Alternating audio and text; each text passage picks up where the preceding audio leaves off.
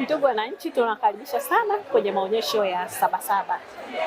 Halmashauri ya Manispaa ya Temeke tupo hapa kwa ajili ya kukupa huduma zote ambazo kuwa unazifuata ndani ya Manispaa ya Temeke. Maonyesho haya kama ilivyokuwa ada yameanza tarehe 28 Juni na yanatarajiwa kutamatika tarehe 13 Julai.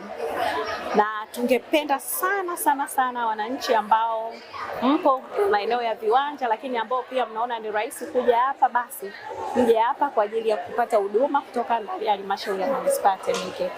Banda letu liko kwenye hili banda kubwa la Saadani, na hapa tunatoa huduma zote. Idara zote muhimu ziko hapa kwa ajili ya kukuhudumia wewe mwananchi.